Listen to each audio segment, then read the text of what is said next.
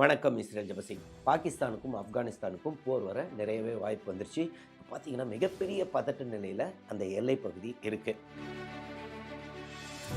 பாகிஸ்தானுடைய ஏரியல் ஸ்ட்ரைக்கில் 3 Afghan cricketers இறந்துள்ளனர். So உடனடியாக ஆப்கானிஸ்தானுடைய கிரிக்கெட் போர்டு வந்துட்டு அடுத்த மாதம் ஒரு ட்ரைலேட்ரல் சீரீஸ் வச்சுருந்தாங்க. பாகிஸ்தான், ஸ்ரீலங்கா, ஆப்கானிஸ்தான் அதுலேருந்து வித்ட்ரா பண்ணிக்கிறோம் அப்படின்ட்டாங்க. பாகிஸ்தானுடைய டிஃபென்ஸ் மினிஸ்டர் பார்த்தீங்கன்னா இனிமேல் நார்மல்சிக்கு வாய்ப்பே இல்லை, இந்தியாவுடைய மடியிலிருந்து எங்களை தாக்கிக்கிட்டு இருக்காங்க, பழசெல்லாம் மறந்துட்டாங்க அப்படின்னு சொல்லியிருக்காங்க. என்னதான் பிரச்சனை? இந்த 2 நாட்டுக்குள்ள இப்போ ஏன் திடீர்னு இவ்வளோ பதட்டம் வந்துருச்சு? இதை பற்றி இந்த வீடியோவில் பார்ப்போம்.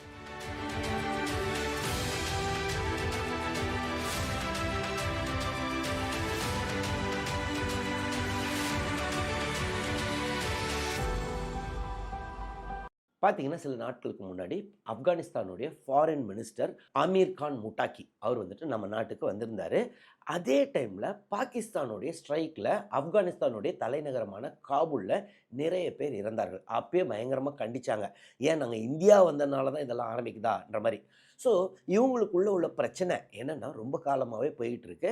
ஒரு கட்டத்தில், அதாவது ஆரம்பத்தில் தாலிபானை சப்போர்ட் பண்ணதே பாகிஸ்தான் தான். ஏற்கனவே நான் கூட ஒரு வீடியோவில் சொல்லியிருந்தேன். அப்போ நம்ம நாட்டை பொறுத்தவரை அவங்க எதிர்த்துட்டு இருந்தோம். 2021 மீண்டும் தாலிபான் ஆட்சி வந்துச்சு. ஸோ பாகிஸ்தான் ரொம்பவே சந்தோஷப்பட்டாங்க. ஆனால் படிப்படியாக அவங்களுக்குள்ள ஃப்ரிக்ஷன் வர ஆரம்பிச்சிருச்சு. இப்போ பார்த்தீங்கன்னா இனிமேல் எங்களுக்கும் ஆப்கானிஸ்தானுக்கும் சம்மந்தமே இல்லை அப்படின்னு பாகிஸ்தான் சொல்ல ஆரம்பிச்சிட்டாங்க. என்ன பிரச்சனைன்னு பார்த்தீங்கன்னா, முதல்ல அவங்களுடைய எல்லை பகுதி, அவங்களுக்குள்ள அந்த பார்டரில் வந்துட்டு இந்த லேண்ட் எங்களுது, இந்த லேண்டு உங்களுதுன்னு அவங்களுக்குள்ள பிரச்சனை. 2வது மிகப்பெரிய பிரச்சனை என்னென்னா, இவ்வளோ காலம் ஆப்கானிஸ்தானில் நிறைய பிரச்சனைகள் வந்துக்கிட்டு இருந்தனால அங்கேருந்து ஆப்கானியர்கள் நிறைய பேர் பல நாட்டுக்கு ரெஃப்யூஜிஸாக போனாங்க. ஈரானுக்கு போயிருப்பாங்க. பாகிஸ்தானில் பார்த்தீங்கன்னா 25லேருந்து 30 லட்சம் ரெஃப்யூஜிஸ், ஆப்கான் ரெஃப்யூஜிஸ் இருக்காங்க அப்படின்னு சொல்கிறாங்க. ஸோ கடந்த சில மாதங்களாக பார்த்தீங்கன்னா பாகிஸ்தானில் அங்கங்கே குண்டு வெடிச்சுக்கிட்டே இருந்துச்சு. இதற்கு காரணம் யாருன்னு பார்த்தீங்கன்னா, தாலிபான் சப்போர்ட்டட் அப்படின்னு சொல்லுவாங்க பாகிஸ்தான் சைடு. அவங்க யாருன்னா தெஹ்ரிக் தாலிபான் பாகிஸ்தான் அப்படின்ற ஒரு அமைப்பு. ஸோ அந்த அமைப்பு ஆப்கான் சாயிலிருந்து ஆப்ரேட் பண்ணுறாங்க. அவங்களுடைய எய்ம் என்னென்னா, பாகிஸ்தானில் இப்போ உள்ள டெமோக்ரஸியை குலைச்சிட்டு ஒரு இஸ்லாமிக் ஸ்டேட், இப்போ தாலிபான் வந்துட்டு ஆப்கானிஸ்தானை பிடிச்சிருக்காங்களே, அதே மாதிரி இந்த தெஹ்ரிக் தாலிபான் பாகிஸ்தான் வந்துட்டு பாகிஸ்தானை பிடிக்கணும் அப்படின்னு முயற்சி பண்ணுறாங்க. ஸோ அதனால் நிறைய அட்டாக்ஸ் பண்ணிக்கிட்டு இருக்காங்க. அப்படின்ற காரணத்துக்காக இந்த ஆப்கான்ஸ்லாம் லோக்கலில் இருக்காங்களே ரெஃப்யூஜிஸாக, இவங்களாம் தாங்க காரணம். இவங்களுடைய இன்டர்னல் சப்போர்ட் இல்லாமல் இருக்காது. நிறைய சூசைட் பாம்பிங்லாம் நடக்குது. ஸோ அதனால் இப்போ தான் ஆப்கானிஸ்தானில் ஒரு இஸ்லாமிக் கலிஃபேட் வந்துருச்சுல, இதுக்கு மேலே ஏன் எங்கள் நாட்டில் இருக்கிறீங்க, எல்லாம் கிளம்பி போங்க அப்படின்னு ரொம்ப காலமாகவே, கடந்த சில மாதங்களாகவே அவங்கள அனுப்பிச்சிக்கிட்டே இருக்காங்க. ஆனால் ஆப்கானிஸ்தான் சைடு பார்த்திங்கன்னா அவங்கள ஏற்றுக்க விரும்பலை. காரணம் என்ன? கடந்த சில வருஷமாக அவங்க வெளியில் போயிட்டாங்க. இப்போ ஏற்கனவே ஆப்கானிஸ்தான் நிறைய சாங்ஷன்ஸ்னால இருக்கிற மக்களுக்கே நிறைய பிரச்சனை இருக்குது. ஸோ இவங்களும் வந்துட்டால் மேலும், ஏன்னா அவங்களுக்கு சாப்பாடு கொடுக்கணும், எல்லா பிரச்சனைகள் வேறு வந்துடும். ஸோ அதனால் ஆப்கானிஸ்தான் அதை பெருசாக ஏற்றுக்கல. ஸோ இது வந்துட்டு ரொம்ப முக்கியமான ஃப்ரிக்ஷன் 2 நாட்டுக்கு மத்தியில். ஆனால் பாகிஸ்தான் பார்த்தீங்கன்னா இன்றைய தினம் அவன் பாகிஸ்தானுடைய டிஃபென்ஸ் மினிஸ்டர் ரொம்ப கோபமாகவே பேசியிருக்காரு. இதை பாருங்கங்க, இந்த மாதிரிலாம் இருக்க முடியாது. எவ்வளோ காலந்தாங்க எங்கள் நாட்டில் இருப்பாங்க? ஏறக்குறைய 250 மில்லியன் பாகிஸ்தானியர் இருக்காங்கல்ல, அவங்களுக்கு தாங்க இந்த நாட்டுடைய ரிசோர்ஸு. செல்ஃப் ரெஸ்பெக்ட் இருக்கிற வேறு எந்த நாடும் இந்த மாதிரி மற்ற நாட்டுக்கு ஆள் அனுப்ப மாட்டாங்க. அவங்க எல்லாம் இமீடியட்டாக வெளியில் போயிடணும். அவங்க நாட்டுக்கு போட்டோம், எங்களாலலாம் ஏற்றுக்க முடியாது, நாங்கள் அனுப்ப போகிறோன்றாங்க. ஏற்கனவே பார்த்தீங்கன்னா ஏறக்குறைய 10-15 லட்சம் மக்களை அனுப்பிச்சிட்டாங்க. ஆனால் இன்னும் மேலும் ஒரு 20 லட்சம் ஆப்கான் ரெஃப்யூஜிஸ் இருக்காங்க. ஸோ இது பார்த்தீங்கன்னா மிகப்பெரிய ஃப்ரிக்ஷன் 2 நாட்டுக்குள்ளே. 3வது மிகப்பெரிய ஃப்ரிக்ஷன் என்னென்னா, நம்ம நாடு. இந்த நம்ம நாட்டுக்கும் பாகிஸ்தான், தாலிபான் என்ன சம்மந்தம் பார்த்தீங்கன்னா, இப்போ சில மாதங்களாக எதிரியின் எதிரி நண்பன் அப்படின்னு ஆப்கானிஸ்தான் வந்துட்டு நம்மக்கிட்ட ஃப்ரெண்ட்ஷிப் பாராட்ட ஆரம்பிச்சிட்டாங்க.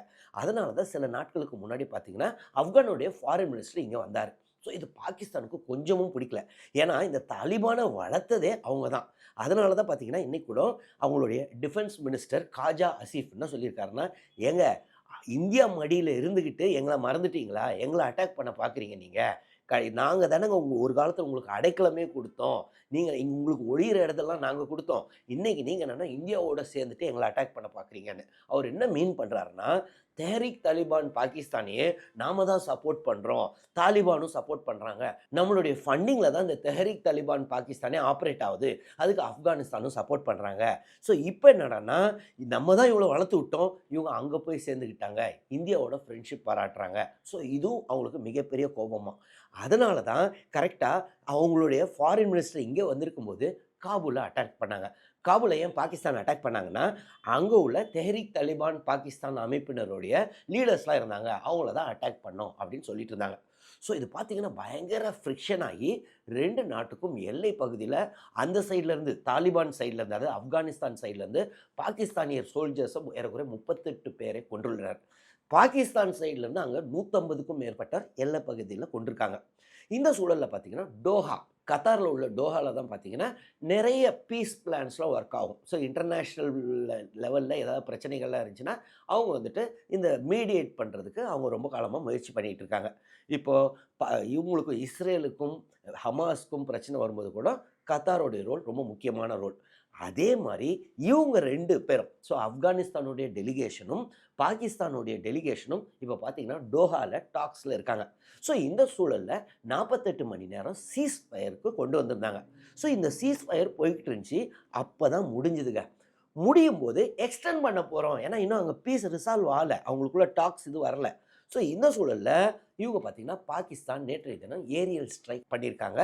அதில் தான் இந்த 3 ஆப்கான் கிரிக்கெட்டர்ஸும் இறந்துள்ளனர். இவங்க பார்த்தீங்கன்னா ஆப்கானிஸ்தானுடைய நேஷ்னல் டீம் பிளேயர்ஸ் கிடையாது, ஆனால் அங்கே உள்ள இப்போ ஐபிஎல் லெவலில் ஒரு டாப் பிளேயர்ஸ் இருக்காங்களே, அந்த மாதிரி அவங்க டாப் பிளேயர்ஸ் தான்.